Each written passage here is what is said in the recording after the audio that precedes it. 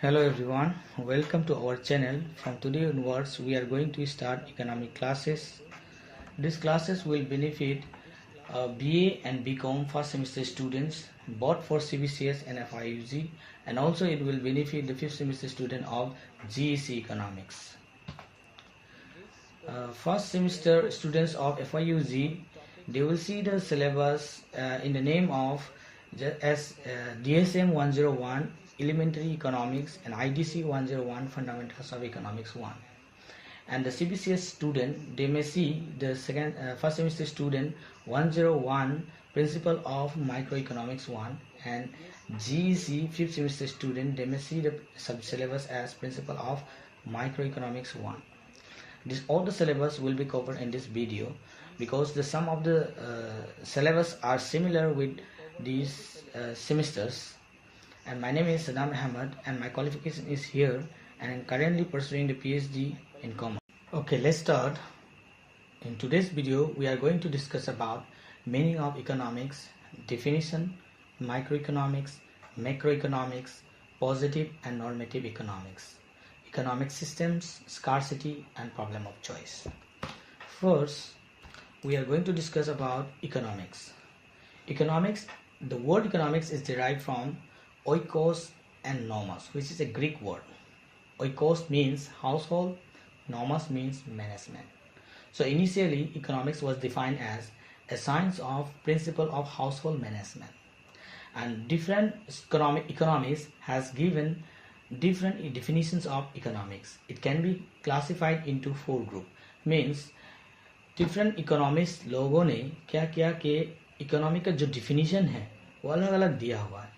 तो उन लोग का जो डिफिनीशन है, हम अगर ग्रुपिंग करते हैं तो हम लोग चार ग्रुप कर सकते हैं. तो पहला है वेल डिफिनीशन, सेकंड है welfare definition and scarcity definition, and last is growth definition. तो पहला हम लोग वेल डिफिनीशन को देखेंगे जो लिखा है अदाम स्मिथ ने. अदाम स्मिथ ने एक किताब लिखा, उसका नाम है inquiry into nature and causes of wealth of nation in the year 1776. Then according to Adam Smith के हिसाब से इकोनॉमिक्स का जो डिफिनीशन है वह है economics is the science of wealth. फिर दिया definitions of welfare Alfred Marshall ने एक किताब लिखा, किताब का नाम है principle of economics in the year 1890. According to Adam Smith, economic का जो डिफिनीशन है वह है economics is a study of man in the ordinary business of life. It inquires how he gets his income and how he uses it. Thus, it is on the one side the study of wealth and on the other side a part of study of man. फिर definition दिया Leone and Robbins ने scarcity definition. इस definition में Robins ने बोला कि economics is the science which studies human behavior as a relationship between ends and scarce means which have alternate uses. और उसने एक किताब लिखा, किताब का नाम है An Essay on the Nature and Significance of Economic Science. फिर डिफिनीशन मिला हम लोग को growth definition, that is from Paul A Samuelson. So Samuelson के हिसाब से इकोनॉमिक्स का जो डिफिनीशन है वह है economics is the study of how man and society choose with or without the use of money to employ scarce productive resources which could have alternative uses, to produce various commodities over time and distribute them for consumption now and in the future among various people and groups of society.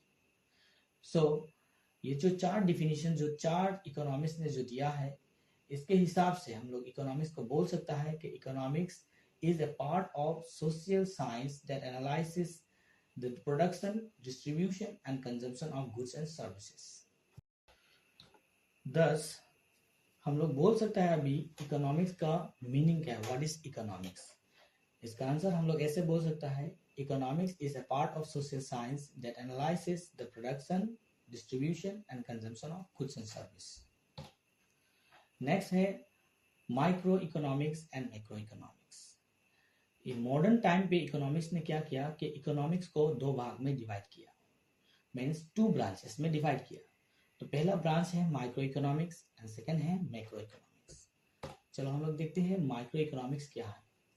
The term micro has been derived from Greek word micros which means small. मतलब ये जो word micro है ये derive किया है Greek word से, इसका मतलब है स्मॉल, छोटा।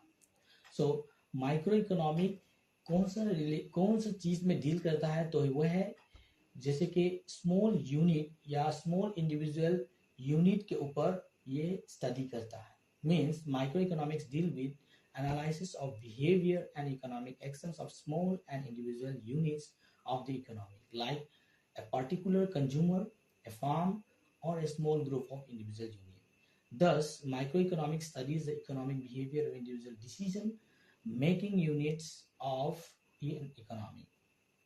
मतलब यहाँ पे माइक्रो इकोनॉमिक क्या करता है, माइक्रो इकोनॉमिक स्टडी करता है इकोनॉमिक का जो छोटा यूनिट्स है, छोटा इंडिविजुअल यूनिट्स है। The next comes macro economics.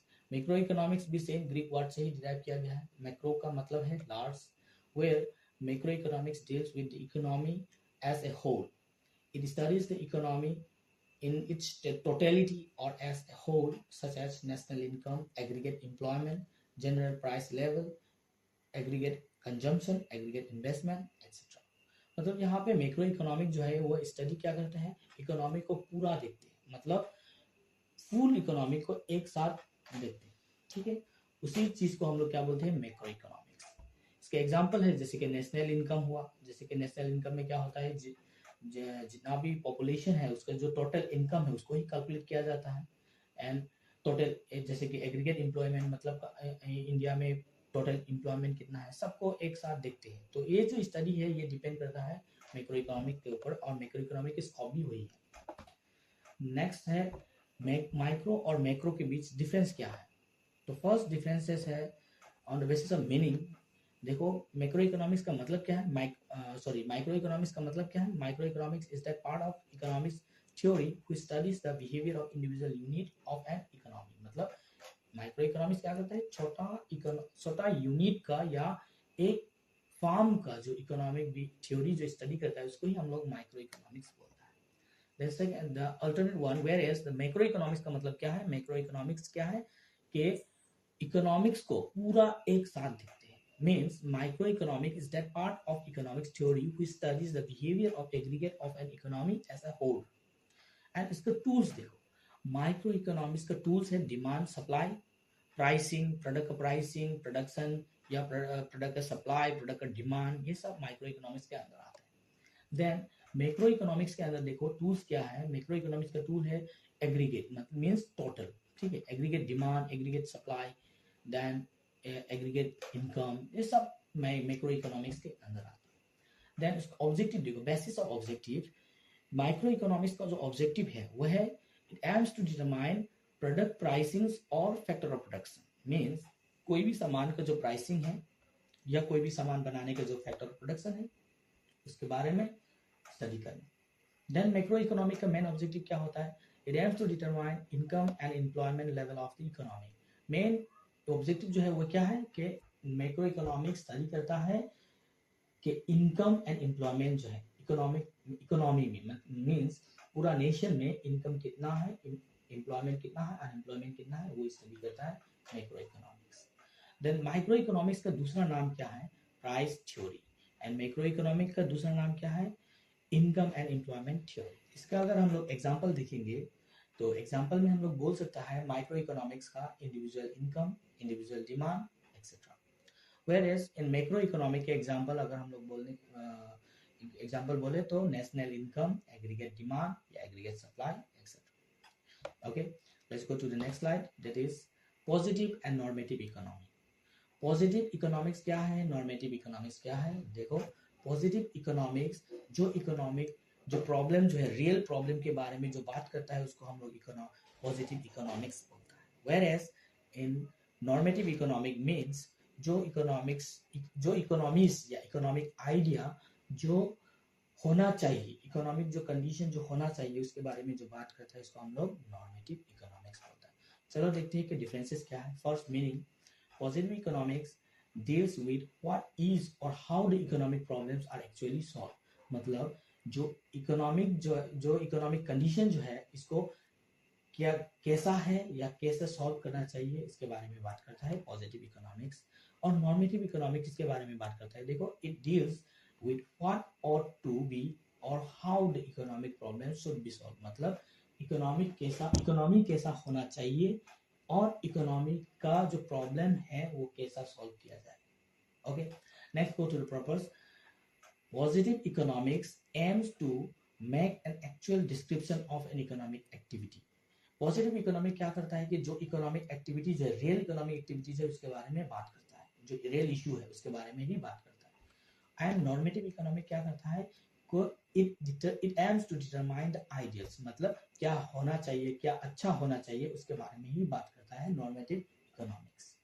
Then positive economic क्या करता है कि ये यहाँ पे कोई वैल्यू जजमेंट नहीं देता है, कौन अच्छा है कौन बुरा है इसके बारे में पॉजिटिव इकोनॉमिक बात नहीं करेंगे। पॉजिटिव इकोनॉमिक बात करेंगे कि रियल फैक्ट क्या है, रियल ओरिजिनलिटी क्या है। देन नॉर्मेटिव इकोनॉमिक्स बात करता है कि वैल्यू जजमेंट के बारे में कि ऐसा होने से इकोनॉमिक और अच्छा होता या ऐसा करने से इकोनॉमिक और ठीक होता। ठीक है, so this is the basic difference between the positive economics and normative economics. Let's go to the next slide. Economy, economy का मतलब है इकोनॉमिक सिस्टम। ठीक है, economic refers to the whole collections of production units in an area और region by which people get their living. All such institutions and organizations which provide people with the means to work and earn an income are collectively called as economy. Economy में क्या होता है कि economy का मतलब कि एक economic system है, वहाँ पे क्या होता है लोग क्या करते हैं, काम करते हैं, फिर कमाई करते हैं, उसी कमाई से फिर कंजम्पशन करते हैं। ठीक है, तो in other sense we can say that an economy is a system through which people earn their living in the process of production.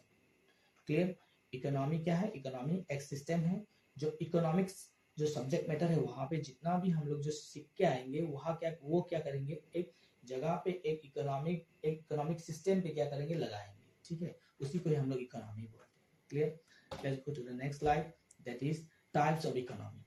Economy कितना प्रकार का होता है, इकोनॉमी मेनली थ्री टाइप्स का होता है। पहला है कैपिटलिस्ट इकोनॉमी, उसका दूसरा नाम है मार्केट इकोनॉमी, सेकेंड है सोशलिस्ट इकोनॉमी या उसका दूसरा नाम है centrally plan economy, then third is mix economy. चलो एक एक करके हम लोग देखते हैं। फर्स्ट कैपिटलिस्ट इकोनॉमी और मार्केट इकोनॉमी। कैपिटलिस्ट इकोनॉमी या मार्केट इकोनॉमी जो है इसका डिफिनीशन जो है देख लो। Meaning, market economy is the one in which the means of production are owned, controlled and operated by private sector. This economy is also known as capitalist economy. Means market economy क्या है, market economy में जो production का जो activity है वो कौन on करता है, वो प्राइवेट ऑन करता है, कंट्रोल करता है, फिर ऑपरेट करता है। ठीक है, मीन्स पूरा कंट्रोल जो है प्राइवेट का हाथ में। And in this kind of economy production is done mainly for earning profit. और इस इकोनॉमी में क्या होते हैं, मेन मोटिव क्या है, profit motive. So central problems are solve by the forces of demand and supply. मतलब कोई भी इकोनॉमिक प्रॉब्लम आ जाए या मेन इकोनॉमिक प्रॉब्लम आ जाए तो उसको सॉल्व करने के लिए क्या करते हैं, यहाँ पे मार्केट फोर्सेस ही अप्लाई करते हैं। Means market forces mean demand and supply ही सॉल्व करेंगे इसको। ठीक है, then price in the market is determined at equilibrium point of market demand and supply. मतलब यहाँ पे जो प्राइस जो है वो सेट किया जाएगा मार्केट के इक्विलिब्रियम लेवल पे। मीन्स डिमांड एंड सप्लाई जहाँ पे इंटरसेक्ट होगा दैट इज इक्विलिब्रियम पॉइंट, उसी पे ही मार्केट प्राइस को सेट किया जाएगा। इस इकोनॉमिक सिस्टम का जो एग्जांपल हम लोग दे सकते हैं वो है America, that is USA. Next features क्या है इसका, मेन फीचर्स क्या क्या है यहाँ पे देख लो। All the means of production are owned and managed by private sector. जहाँ पे जितना भी प्रोडक्शन का जो एक्टिविटीज है वो कौन ऑन करता है और मैनेज करता है, प्राइवेट सेक्टर। देन फिर यहाँ पे क्या होता है, लोग जो है वो फ्री टू चूज या free to take all the economic decision. ठीक है, कोई भी इकोनॉमिक डिसीजन वो फ्रीली डिसाइड कर सकते हैं कि क्या बिजनेस स्टार्ट करना है या बिजनेस स्टार्ट करने के बाद कब बंद करना है या कंटिन्यू करना है, ये सब फ्री है। Then there exist tough competition among different private firms. जैसे कि यहाँ पे क्या है, कोई भी आदमी आके बिजनेस स्टार्ट कर सकता है या बंद कर सकता है। इसी वजह से क्या होता है, कंपटीशन बहुत ज़्यादा होता है कि कोई एक बिजनेस स्टार्ट कर दिया, जैसे कि मान लो ए प्रोडक्ट के ऊपर, तो कोई आदमी एक फिर आ जाएंगे कि ए प्रोडक्ट सेम सिमिलर प्रोडक्ट में फिर बिजनेस खोल देंगे, तो फिर इसकी वजह से क्या होगा, दोनों के बीच में कंपटीशन ज़्यादा हो जाएगा। ठीक है, इसीलिए यहाँ इस इकोनॉमी में क्या होता है, कंपटीशन ज़्यादा होता है, और कंपटीशन जब ज़्यादा होता है तो क्या होता है, इकोनॉमी को फायदा होता है, मीन्स उस कंट्री को फायदा होता है, मीन्स द प्रॉफिट ज़्यादा कमाएंगे, प्रॉफिट और ज़्यादा कमाएंगे तो क्या होगा, फिर जो फार्म है उन लोगों के पास ज़्यादा प्रॉफिट जाएंगे। नेक्स्ट फीचर देखो, all the decisions are generally guided by the profit motive। जैसे कि हम पहले भी हम बोला था कि यहाँ पे क्या होता है, ये इकोनॉमिक जो है मेनली प्रॉफिट मोटिव के हिसाब से चलता है, जहाँ पे ज्यादा प्रॉफिट है उसी प्रोडक्ट को ही ज्यादा वो प्रमोट करेंगे। then the government does not interfere in any economic activity, means government जो है वो डायरेक्टली मतलब इकोनॉमिक एक्टिविटी के ऊपर कोई इंटरफियर नहीं करेंगे। ठीक है, जैसे कि मान लो कितना प्राइस सेट करना चाहिए, कितना क्वांटिटी प्रोडक्शन करना चाहिए, कोई कोई कंपनी को या कोई प्रोड्यूसर को गवर्नमेंट इंस्ट्रक्शन नहीं दे। ठीक है, then the last is a market economy works through the market forces of demand and supply। this is very important। यहाँ पे देखो कि मार्केट इकोनॉमी या कैपिटलिस्ट इकोनॉमी जो है ये काम कैसे करता है, ये काम करता है मार्केट फोर्सेस के हिसाब से, that is demand and supply. अगर ज्यादा डिमांड हुआ तो प्राइस ज्यादा सेट करेंगे, अगर डिमांड कम हुआ तो प्राइस कम सेट करेंगे, क्योंकि प्राइस जो है वो डिसाइड किया जाता है मार्केट डिमांड एंड सप्लाई का जो इक्विलिब्रियम लेवल है वहां पे। तो मीन्स ये इकोनॉमिक सिस्टम जो है ये रन करेगा on the forces of market, that is demand and supply. Okay, let's go to the next economic system, that is socialist और सोशलिस्ट और centrally plan economy. Centrally planned economy refers to an economy in which the means of productions are owned, controlled, and operated by the government. This economy is also known as socialist economy. The government organizes all economic activities and distribute various goods among the consumer on the basis of its own decision. Means यहाँ पे देखो इस economic system में क्या करता है कि ज़्यादा से ज़्यादा जो इकोनॉमिक एक्टिविटी का जो डिसीजन है वो गवर्नमेंट लेते हैं। जो इकोनॉमिक एक्टिविटी जो प्रोडक्शन हाउसेस है या प्रोडक्शन के जो भी रिलेटेड जो फंक्शन है वो सब गवर्नमेंट के हाथ में होता है। गवर्नमेंट डिसाइड करेगा कि कितना सामान बनाना है, कितना कौन सा दाम में बेचना है, किसको बेचना है। ठीक है, जितना भी इकोनॉमिक एक्टिविटी का जो डिसीजन है वो गवर्नमेंट लेगा, इसीलिए इसका नाम दिया गया है सेंट्रली प्लान इकोनॉमी। ठीक है, और इसका दूसरा नाम क्या है, सोशलिस्ट इकोनॉमी। क्लियर, और इसके एग्जाम्पल क्या देख सकते हो, नॉर्थ कोरिया। और इसका फीचर देख लेते हैं।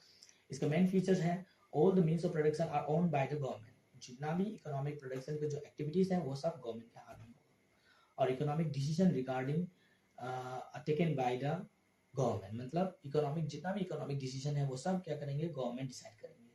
और यहाँ पे क्या होता है, कंपटीशन बहुत कम होता है, क्योंकि एक ही आदमी मतलब एक ही साइड से गवर्नमेंट के साइड से ही प्रोडक्शन कर रहा है, तो कोई अदर कंपटीशन नहीं होगा, तो इसीलिए यहाँ पे कोई कंपटीशन नहीं होता है। Then all decision aim to maximize social welfare। इसका मेन मोटिव क्या होता है, प्रॉफिट मोटिव नहीं है, इसका मेन मोटिव क्या है, सोशल वेलफेयर, क्योंकि गवर्नमेंट किसका है, सबका है, तो सबके अच्छे के बारे में ही सोचेंगे इस इकोनॉमिक सिस्टम में। Then last feature is all the decisions are taken and coordinated by the central planning authority। the central planning authority decide what, how and for whom to produce। मतलब यहाँ पे गवर्नमेंट क्या करेंगे, government सभी के लिए ही एक ही डिसीजन लेंगे, सेंट्रली प्लान डिसीजन लेंगे, और ये क्या डिसाइड करेंगे कि कितना सामान बनाना है, कैसे बनाना है, किसको बना के देना है, किसके लिए बनाना है, ये सब गवर्नमेंट ही डिसाइड करेंगे इस economic system. Okay, let's go to the next economic system, that is mixed economy. Mixed economy का मतलब क्या है, देखो mixed economy is a combination of both capitalist and socialist economic features. ये इकोनॉमिक सिस्टम जो है कैपिटलिस्ट और socialist economic के जो फीचर्स है उसको कंबाइन करके बनाया गया है। Mixed economic refers to a system in which public-private sectors play an important role for solving the central problems of the economic together। यहाँ पे क्या करते हैं, मिक्स इकोनॉमिक जो है वो पब्लिक और प्राइवेट साथ में रन करते हैं, कोई भी इकोनॉमिक एक्टिविटी जो है वो दोनों साथ में रन करते हैं, और साथ में ही जो लोगों का प्रॉब्लम या इकोनॉमी का प्रॉब्लम है वो सॉल्व किया जाता है। It combines the features of both centrally and market economy, मतलब जो सेंट्रली प्लान या कैपिटल जो सोशलिस्ट इकोनॉमी के जो फीचर्स और capitalist and the market economy के जो फीचर्स है दोनों को कंबाइन किया जाता है इस economic system. In this economy private sector is given the freedom to choose its line of production and fix price on the basis of price mechanism. Private sector को पूरा फ्री दिया जाता है यहाँ पे कि कौन सा सामान बनाना है और क्या प्राइस सेट करना है, बट यहाँ पे क्या होता है कि at the same time government itself take control of a particular segment of economy. मतलब कोई भी सेक्टर अगर गवर्नमेंट को लगा कि बहुत क्रिटिकल है या बहुत इंपॉर्टेंट है, देन वो सेक्टर जो है गवर्नमेंट के हाथ में या गवर्नमेंट के कंट्रोल में लगता है, गवर्नमेंट के कंट्रोल में रखता है एज ए सोशलिस्ट फीचर्स. ठीक है, सोशलिस्ट की तरह वो एक्ट करेंगे. फिर अगर मान लो कोई ज्यादा इंपॉर्टेंट सेक्टर नहीं है तो प्रोपर कैपिटलिस्ट की तरह एक्ट करेंगे. इसीलिए इसको ही मिक्स इकोनॉमिक बोला गया. इसका बेस्ट एग्जांपल है कि इंडिया, पाकिस्तान, बांग्लादेश, ये सब मिक्स इकोनॉमिक का ही सिस्टम फॉलो किया जाता है. Okay, let's go to next topic. Next topic है scarcity. Scarcity refers to the shortage of supply in relation to demand for a commodity. इसका मतलब है कि स्कार्सिटी मीन्स कि सप्लाई जो है बहुत कम है डिमांड के कंपेयर. मीन्स कि हम लोग को जो जितना चाहिए उतना सामान नहीं मिलता है. ठीक है, जो हम लोग को जो रिसोर्सेज चाहिए वो रिसोर्सेज क्या है, बहुत कम है. रिसोर्सेज, यहाँ पे रिसोर्सेज का मतलब क्या है, रिसोर्सेज मीन्स कोई भी चीज जो ह्यूमन को जो बेनिफिट देता है उसी चीज को हम लोग क्या बोलते हैं, रिसोर्स बोलता है. ठीक है, जो रिसोर्स है वो क्या है, वो बहुत कम मिल रहा है लेकिन उस रिसोर्स को बहुत ज्यादा चाहिए. ठीक है, देन उस सिचुएशन को हम लोग क्या बोलेंगे, स्कार्सिटी सिचुएशन. क्लियर. जो स्कार्सिटी है उसकी वजह से क्या होता है, इकोनोमाइजिंग ऑफ रिसोर्सेस होता है. मीन्स जो रिसोर्स हम लोग को मिल रहा है वो क्या होता है, हम लोग थोड़ा थोड़ा करके यूज करना पड़ता है, थोड़ा थोड़ा यूज करके उसको ज्यादा से ज्यादा में क्या होता है, बेनिफिट लिया जाता है. इसको हम लोग इकोनॉमिक टर्म में हम लोग क्या बोलते हैं, economising of resources, which means making optimum uses of available resources. Okay, scarcity of resources is not only the problem. Beside it, resources also have alternate uses. Scarcity एक ही प्रॉब्लम नहीं है. Scarcity के अलावा scarcity से और एक problem generate होता है, वो है कि एक तो कम मात्रा में मिल रहा है, प्लस उस रिसोर्सेज को बहुत सारा यूजेस है, उस रिसोर्सेज का बहुत सारा यूजेस है. ठीक है, for example alternate uses of resources का मतलब क्या है कि उस रिसोर्स का दूसरा और यूजेस है. इसके एग्जाम्पल है कि मान लो अगर पेट्रोल जो है, पेट्रोल से क्या करते हैं, गाड़ी चला सकता है, लेकिन पेट्रोल जो है बिना गाड़ी चलाए भी पेट्रोल को जनरेटर में यूज किया जा सकता है या कोई मशीन में यूज किया जा सकता है. ठीक है, लेकिन पेट्रोल क्या है, पेट्रोल ऑलरेडी एक स्कार्स रिसोर्स है, लेकिन फिर उसका क्या है, उसका बहुत सारा यूजेस है. इससे क्या होता है कि इसका जो प्रॉब्लम है और इनहेंस हो जाता है. इसीलिए स्कार्सिटी जो है वो एक प्रॉब्लम है, अल्टरनेट यूजेस ऑफ प्रॉब्लम है, वो प्रॉब्लम को और इंक्रीज किया जाता है. प्लस उसके ऊपर क्या है कि ह्यूमन वांट्स जो है वो भी एक प्रॉब्लम है, क्योंकि ह्यूमन का वांट जो है वो कभी खत्म नहीं होता है. नेक्स्ट टॉपिक है प्रॉब्लम ऑफ चॉइस. यहाँ पे फिर क्या आता है, प्रॉब्लम ऑफ चॉइस आ जाता है, क्योंकि रिसोर्स स्कार्सिटी है, अल्टरनेट यूजेस है, बहुत सारा ऑप्शन है यूज करने का उस रिसोर्स को. तो हम लोग के पास एक प्रॉब्लम आता है कि कौन सा ऑप्शन चूज किया जाए जो सबसे बेस्ट होगा. क्लियर. और जो प्रॉब्लम ऑफ चॉइस है उसका दूसरा नाम क्या है, इकोनॉमिक प्रॉब्लम. So देखो, scarcity of resources means limited resources in relation to unlimited ones. As a result of this problem, we have to make a choice among alternative uses of these scarce resources so that optimum or the most efficient use of resources is possible. मतलब यहाँ पे एक तो इस resources का क्या है, scarcity है, और इस स्कार्स रिसोर्स का क्या है, बहुत सारे यूजेस है, और इसमें से हम लोग को क्या करना है कि optimum and most efficient uses, मतलब सबसे अच्छा तरीका पे हम लोग को उस रिसोर्स को यूज करना है ताकि हम लोग को और ज्यादा बेनिफिट मिले.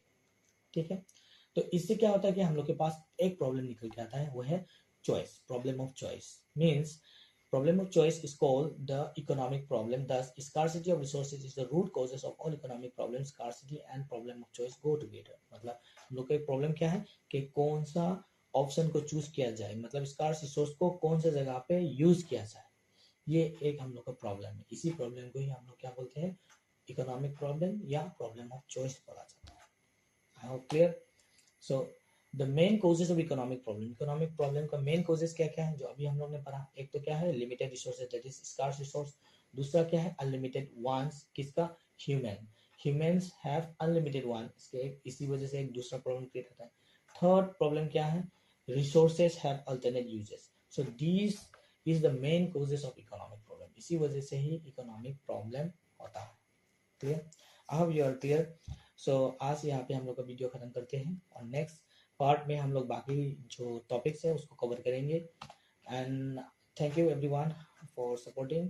if you don't subscribe this channel, then please do subscribe and like and share to those students and those friends जो सेम सिलेबस को जो प्रीफर करता है, जैसे कि मान लो कोई टीडीसी फर्स्ट सेम पे है तो उन लोग को शेयर करना, and also the fifth semester जी इकोनॉमिक्स स्टूडेंट्स ऑफ CBCS उन लोग को भी शेयर करना अगर कोई जान पहचान है.